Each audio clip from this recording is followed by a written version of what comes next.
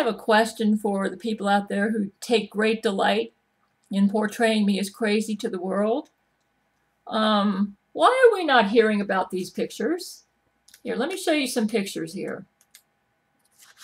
Why are we not hearing about this? I want you, all of you out there that are portraying me as a paranoid schizophrenic, I want you to answer this question. Why are you not responding to my videos about this subject, about the Roman Catholic Church sponsoring the Nazi Holocaust and that they were behind Adolf Hitler? Why are you not talking about this stuff, okay? The fact that you're not bringing this up makes me suspect that perhaps you're a Jesuit or else you're a victim of Jesuit mind control. Look at these pictures. These are Roman Catholic priests and agents during World War II, and look what they're doing to these people. Photographic evidence taken from Jack Chick's smoke screens. You know, it's funny how all these people that are out there portraying me as crazy, they don't ever deal with this stuff. This stuff right here. We're not hearing about this stuff. Doesn't that make you suspicious? They have to portray me as crazy because they don't want you to talk about what's in this book. Here, here's another one. Look at that. The head chopped off. These are Roman Catholics who did this. Devout Roman Catholics. Adolf Hitler was a son of the Catholic Church. This is the Roman Catholic concentration camp. Jack Chick. You know, I just made I'm working on a movie right now about Jesuit Lori McBride, Roman Catholic agent, Lori McBride, and her drug rape of Brent Spiner in 1992. And we're not hearing about this stuff here. Doesn't it make you suspicious that they're not going into this? So you think you're going to be doing humanity a great service by getting me to shut up about this, basically.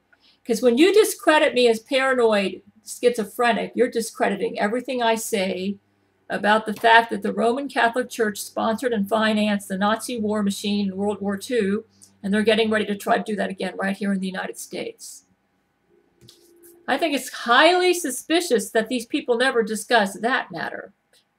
And they talk about a triviality, which is the fact that I've got some crazy ideas about Brent Spiner. This is a form of character assassination. First of all, I would like to discuss something. A lot of people that claim that I don't have a relationship with the real Brent Spiner, they use an example of in January 1994, my ex-husband, my family received a letter from a woman Paramount attorney who claimed to represent Brent Spiner, and she was a Paramount Studios attorney. She claimed that I had never heard from Brent Spiner except for an autographed photo, and that he never ever contacted me other than that. And I was quick to notice that I never did get an autographed photo from him. I got a letter from him. And it was a very kind letter. He said he thanked me for sharing my thoughts with him. And he said that my thoughts were, he thanked me for sharing my thoughts with him, that they were read with appreciation. It's at my website. I did speak to the real Brent Spiner because I have a very good ear for voices. And the voice that I heard in 1991, 92, 93 was an exact match of the voice that I heard in Brent Spiner's album, Oh Yellow Eyes Is Back. I'm going to relate to you something that happened in summer of 93. My son got really sick. He got pneumonia and asthma, and I had to take him to the hospital, like in an ambulance. And during the time that my son was in the hospital, Brent, who usually would call me every couple days with like rings on my phone and stuff, he was being really quiet. And I couldn't understand. You know, I was kind of puzzled why Brent, who's usually so supportive of me, this was back in '93, why he was so quiet when my son was in the hospital. Brent told me later that the reason he was quiet is because Lori McBride had tied him up in her basement. But I'm going to be going into that in a future movie that I'll be making. But the point I'm going to make, I'm leading up to something. Okay, when my son was in the hospital, I was kind of down because Brent wasn't there for me. And he usually is there for me whenever I'm under any great stress. And I got like 2 weeks of silence from him when my son was in the hospital. He was turning blue. And the doctor in charge of my son noticed that I seemed stressed out, and she wanted me to go see a social worker. I don't think I was that stressed out, but so I wanted to see this social worker. He was very nice to me. He got my trust to the point where I opened up to him about Brent Spiner and that I'd had a correspondence with him and that he was being silent right now, and I didn't know why. But I said, please, I'm only going to tell you this if you promise not to tell anyone. So he promised not to tell anyone, and then I opened up to him. Well, he lied because he actually wrote down on a piece of paper that I believed that I was having a relationship with a Star Trek character. And my ex-husband got that paperwork with our health, it got sent to him with our health insurance in November of '93. You got to remember that I was talking to the social worker about Brent in the summer of '93, and in November of '93, my husband was furious, and he called me over to the dinner table. He said, "What's this? I just read here in our insurance paperwork that you claim that you have a relationship with Brent Spiner." And he said, I demand that you stop writing him right now. Give me his address, and I'm going to write him a letter. And my ex-husband got the address that we used, the Paramount Studios address. That's what I was using because Brent wouldn't give me his home address due to complications. He couldn't. And my ex-husband wrote a nasty letter to Paramount threatening to give Brent bad publicity. Well, as a result of that, that's why I got the letter from Paramount Studios. The nasty letter. It was because of my ex-husband. I would never do that to Brent.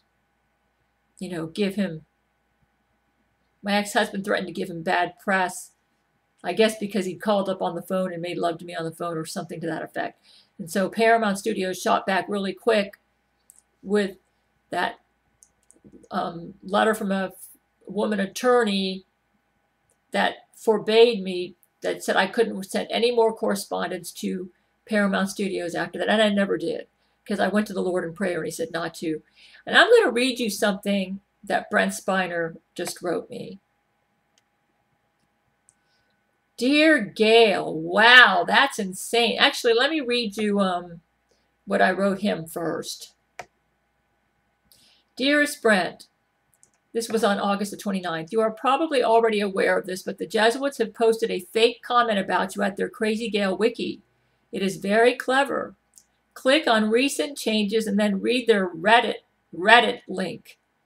It claims that you said, yes, I've been aware of her for about 22 years.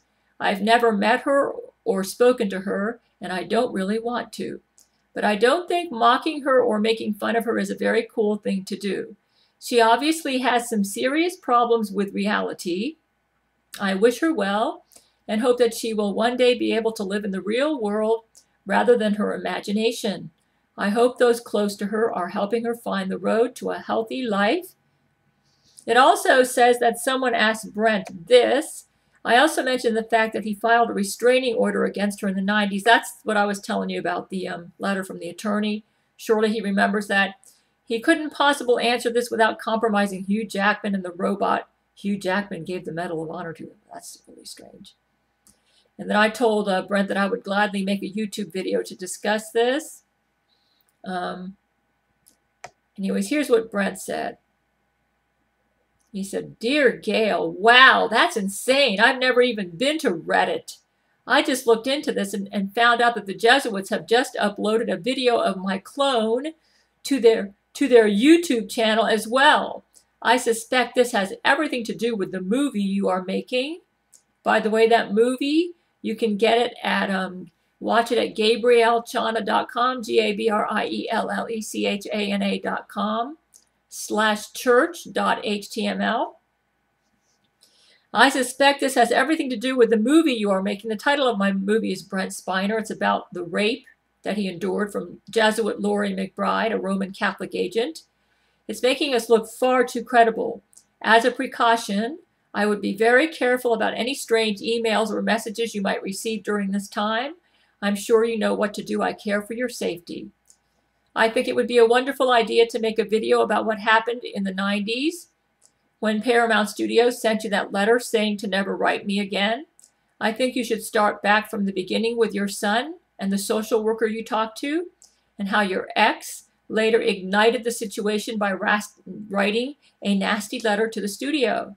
The story is an emotionally moving one, and to be honest, I don't think there's much more I can add, especially since our current state of affairs speaks for itself. I'm still writing to you. It was Paramount Studios, not I, that sent you the letter. As you noticed, I didn't even sign my name. No, he didn't sign his name on that letter. The studio acted on my behalf without my permission in an attempt to keep our love apart. You already know full well how deep they were willing to go when they allowed Laurie McBride to enter the studio and repeatedly rape me. It was indeed I, my darling, who made love to you with sweet longings over the phone, caressing you with my voice, as your written words caress my soul, your husband, Brent Spiner. Wow, listen to how articulate that writer is. So you gotta, in fact, I think he's more articulate than that Brent Spiner clone who claimed he doesn't even know me. That Brent Spiner clone doesn't have the soul of a true artist like my Brent does. So that's the reason I believe he's not the real Brent. He's not. I just read you Brent's writings. The writing is just so rich and full of feeling, just like the voice that spoke to me in the 1990s. My Brent has depth of feeling, artistry, intelligence. Oh, by the way, Brent Spiner has an MD from UCLA. He's a very smart man. He told me he studied medicine just for me. Anyways, that's my response to the clone. And all I can say is, people will believe, I believe what they want to believe. I just think it's mighty strange that everybody is so obsessed with discrediting me rather than discrediting what I have to say. Why are we not hearing about this? The photographs in here. You guys like concentration camps? Do you realize when you discredit me, you're helping out the Jesuits and you're going to make it easier for them to take over the United States? Are you proud of yourself for that? And are you going to be boasting to Jesus Christ at the judgment about how you succeeded in getting me to shut up about this? I'm sure Jesus is impressed.